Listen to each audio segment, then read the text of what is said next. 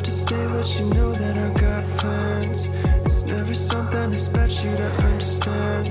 I'm always hoping you're gonna figure it out. As you guys saw from the title, this video is not going to end until I find a 5-star read. Not gonna lie, I'm a little nervous to film this video because I am extremely picky when it comes to books and I very rarely give out 5 stars. So I'm hoping that this video doesn't take me forever to complete, but I'm also very excited because it's always a good day for a reader when we read a 5-star book. Very excited to start this vlog, but also very nervous. Starting off this vlog with the queen herself, Taylor Jenkins Reid. So many of you guys have recommended this book to me, so I'm really excited to finally start it. Funny enough, the last 2 books that I gave 5 stars to were both by Taylor Jenkins Reid. So I'm going to laugh if I read Malibu Rising and I end up giving it 5 stars. This video is going to be over before it even started. I wouldn't be mad at that actually. So let's start reading.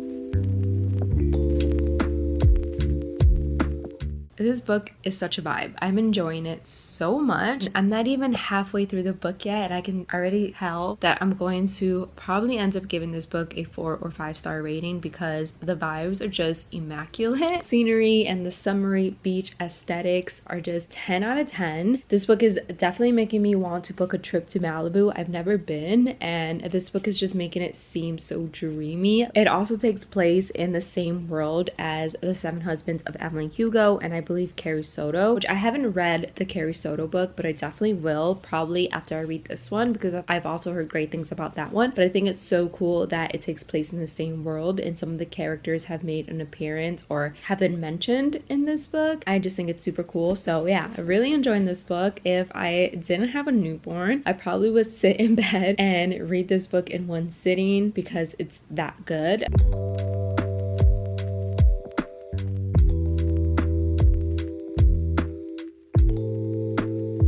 I just finished part 1 of Malibu Rising and I'm about to start part 2, which I'm super excited about because the party is about to start, which is what I've been waiting for. Basically, part 1 was learning about Nina's parents' marriage, how they fell in love, how they ended up getting divorced. And let me just tell you, I feel so bad for Nina's mom. She went through so much with Nina's father and I just wish she would have realized that she deserved so much better than McRiva. Like, I hated McRiva in The 7 Husbands of Evelyn Hugo, but I have a new level of hatred for him in this book. He's just such a horrible husband and a horrible father, just a horrible man all around. And then as a reader, you also get to see Nina and her siblings grow up, and I also feel bad for Nina because she kind of got the short end of the stick being the oldest. She definitely had to pick up a lot of slack from her parents not being parents, and she definitely had to take care of her siblings even though she was young herself, and she had to grow up super fast. She didn't really get to enjoy her childhood, and I truly do feel bad for her because no child should have to go through that. One thing I like about this book that I haven't mentioned yet is that it's being told in alternating timelines. So while we're learning about Nina's parents and her upbringing, my cat just wants to be in the frame today. I don't understand what she's doing. We're also jumping to the present, which is the day of this iconic party that Nina throws every single year. And I also feel like all the siblings are hiding something from one another. They're super close, but they all have their own secrets that they're keeping from their siblings. So I'm kind of interested to find out what they're all hiding from each other. I'm excited for the party because I know that's when the drama is about to go down.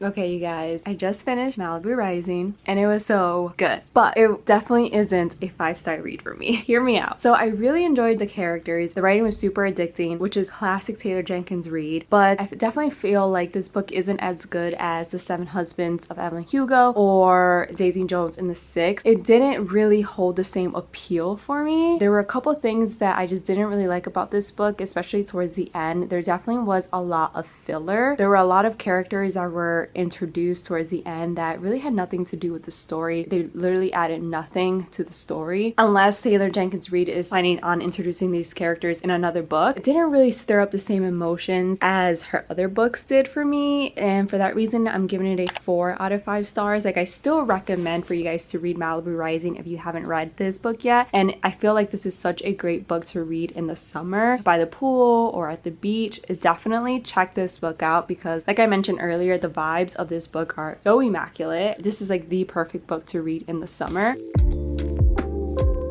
The next book that I'm going to read for this vlog is The Do-Over by Lynn Painter. This one has a time loop trope, which I love. It's basically a YA book about a main character who is stuck on a time loop on Valentine's Day, and she's trying to figure out why she keeps repeating Valentine's Day, and it sucks for her because she keeps witnessing her boyfriend cheat on her. I really enjoy Lynn Painter's writing. This will be the third book I've read from Lynn Painter, and the first two books have not been a 5-star read for me, but I really did enjoy Better Than the Movies. That one was almost a 5-star read for me. I think I gave it 4 stars. It was really good, so I'm hoping this one is even better than Better Than the Movies. We shall find out.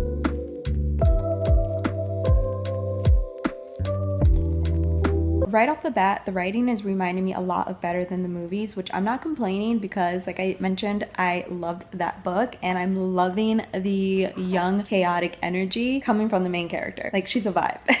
I love her already.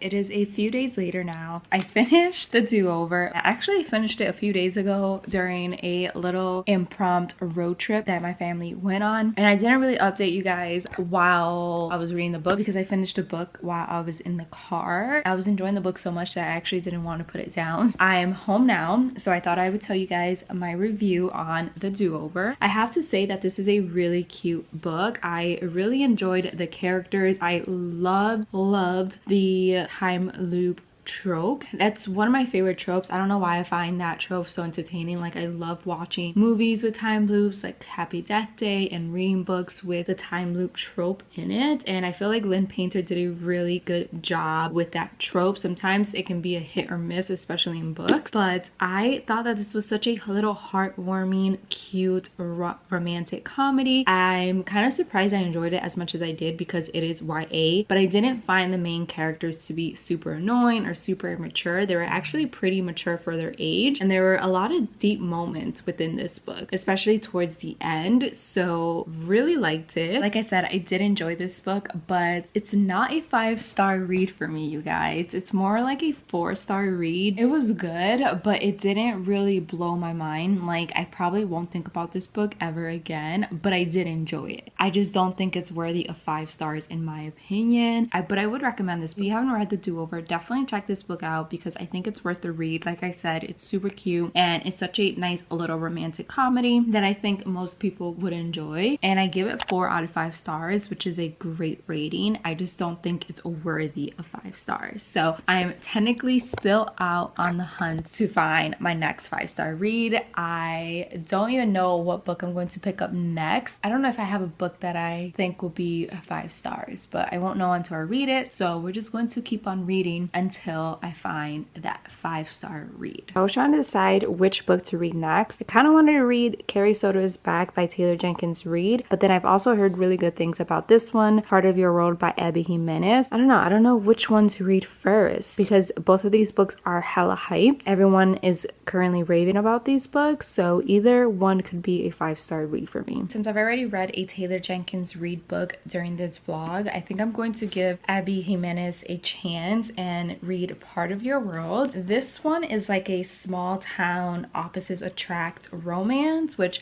I love those two tropes, so maybe I will really enjoy this book. I don't know. It goes, after a wild bat, gourmet grilled cheese sandwich, and cuddle with a baby goat, Alexis has had her world turned upside down. The cause, Daniel Grant, a ridiculously hot carpenter who's 10 years younger than her and as casual as they come, the complete opposite of sophisticated city girl Alexis, and yet their chemistry is undeniable. While her ultra wealthy parents want her to carry on the family legacy of world-renowned surgeons, Alexis doesn't need glory or fame. And every minute she spends with Daniel in the tight-knit town where he lives, she's discovering just what's really important. Yet letting their relationship become anything more than a short-term fling would mean turning her back on her family and giving up the opportunity to help thousands of people. With so many differences between them, how can Alexis possibly choose between her world and his? I don't know, you guys. Will this be my next 5-star read? Let's read to find out.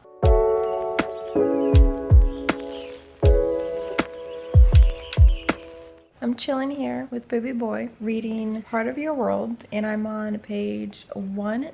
10. I don't know how I feel about this book so far. I don't hate it, but I don't love it. I'm only 100 pages in, so obviously I don't know what rating I'm going to give this book, but I don't feel like it's going to be a 5-star read for me. I'm enjoying the characters, I like the plot, but I'm not loving it. And I thought I was going to love it from the get-go because I've heard so many great things about this book, but right now I'm just not in the hype with this book quite yet. I do like that this book is dual POV, so I'm getting Dan's point of view and Alexis' point of view. Alexis is the rich doctor who comes from a family of doctors, and Daniel is the complete opposite. It is really windy outside. I don't know if you guys hear the wind. I have the window open. He is the complete opposite of Alexis. He doesn't come from money. He lives in a small town. He runs a bed and breakfast. They come from 2 different worlds, but yet they're extremely attracted to one another, and they've been hooking up here and there. Nothing serious, because not only are they from different worlds, but Alexis just got out of a very toxic, abusive relationship. She's not ready for anything serious. I also like that this book hasn't been super spicy. Like, their hookups have been alluded to. They haven't been explicitly described like in other romance books, which I like. I'm enjoying the side characters and the banter and all of that, but I'm struggling to really connect with the book, and I'm struggling to really see the hype that this book gets online. I haven't fallen in love with the book quite yet. I don't really think this is going to be a 5-star read for me. But that could change. Like I said, I'm only 100 pages in, so maybe this book will pick up and I'll end up loving it. Who knows? We shall see.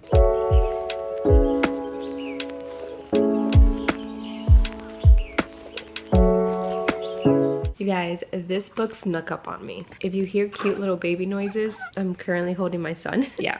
Enjoy those cute little baby noises. At the beginning, I was not feeling this book at all. I kind of wanted to DNF it because I felt like it was too insta-lovey for me, and I felt like there was literally no chemistry between the 2 main characters. Halfway through the book, that all changed, and I absolutely fell in love with both the characters. Honestly, I fell in love with Daniel more than I did Alexis, but I really enjoyed the storyline and the plot. I love that there was so much attention between them, where they're going to make it, where they're not going to make it. I really ended up loving this book. I'm so surprised because, like I said, I was not feeling it at the very beginning. I feel like the male main character was a breath of fresh air for me, because normally in romance books, male main character can sometimes be a little overbearing and a little too overprotective to the point where it's a little possessive, borderline toxic. But I feel like the male main character in this book was just a big old cinnamon roll. He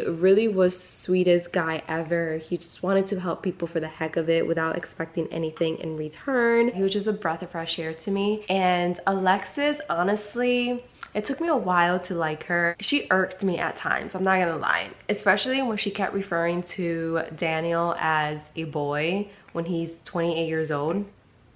Like, girl, I get it that he was younger than her, 10 years younger than her, but at the same time, this is a man who lives on his own, basically runs his own business, and knows more about everyday life than she does, and she kept referring to him as a boy. It really irked the living shit out of me. But honestly, by the end of the book, she really had a lot of character development and a lot of character growth. And don't even get me started on her toxic parents. Like, every time her toxic parents made an appearance in the book, I literally wanted to strangle them. I could not stand them.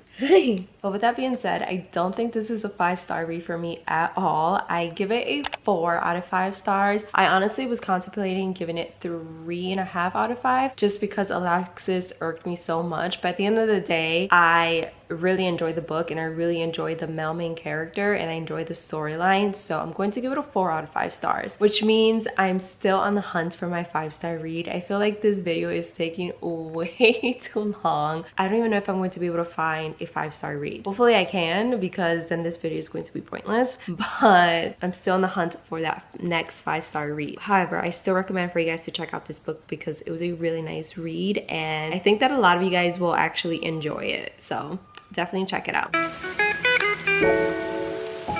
A little updates on Carrie Soto is back. I'm about 100 pages into the book. Basically, this book follows Carrie Soto, if you couldn't tell by the title. It follows Carrie and her comeback to tennis. Fun fact, her character was actually introduced in Malibu Rising. If I'm being honest, I didn't really like her all that much in Malibu Rising, and I don't know if I really like her in this one. I feel like her character is very hard to like at times. She's basically coming out of retirement to reclaim a record that another younger tennis player is about to take from her. At the height of her career, she was considered like the best tennis player of all time. Think of like Tom Brady as like the greatest quarterback of all time. That basically was Carrie Soto. The only problem is that she's a lot older. She hasn't played tennis in over 5 years. She's pretty much out of her element, and basically everyone's doubting her, and no one really thinks that she can reclaim her title and play as good as she played at the height of her career. So basically the first couple chapters have just been learning about her rise to fame, how she started playing tennis, how she became the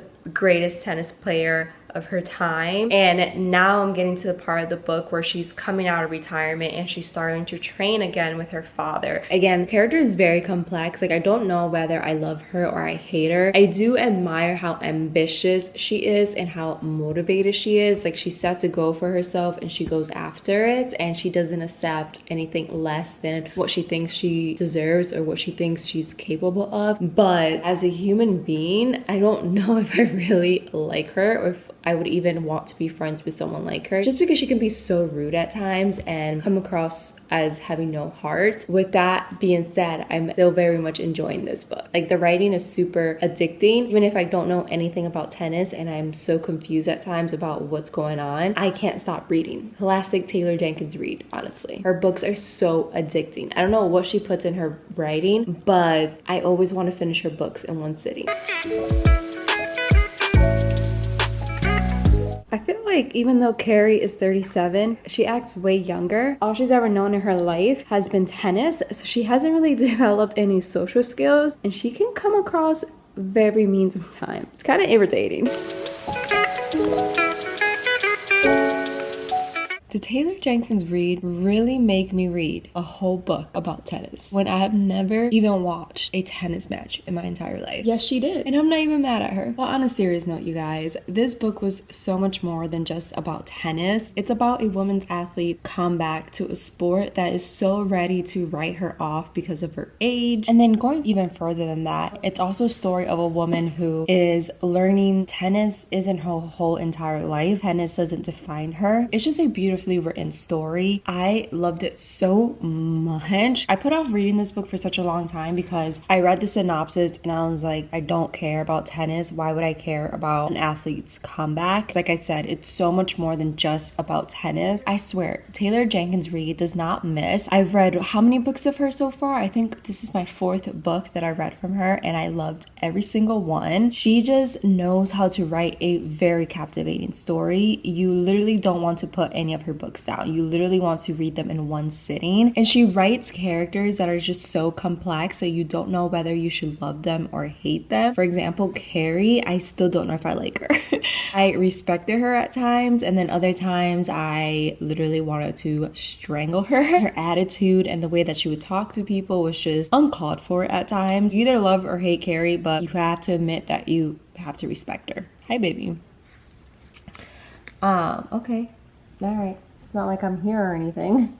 I found my 5-star read, you guys. Highly recommend this book. Definitely read it. Even if you think you won't like it because of tennis, I promise you, just read it and you'll love it. That's it. If you read any book from this video, read this one. Honestly, read all of the books that I read in this vlog because they were all amazing. But this one definitely is a 5-star read for me. I loved it so much and highly, highly recommend. And I'm so happy that I found a 5-star read because now I can end off this video that is becoming way too long and it's taken me forever to finish. Also, let me know in the comments below if you have read any of the books that I read during this vlog, and let me know your thoughts on them. Do you agree with my reviews? Do you disagree? I would love to know. But yeah, that's pretty much it for today's video. Really hope you guys enjoyed watching. If you did, don't forget to give this video a big thumbs up. Don't forget to subscribe. I would love to have you a part of my channel, and I'll see you guys in the next one. Bye, guys.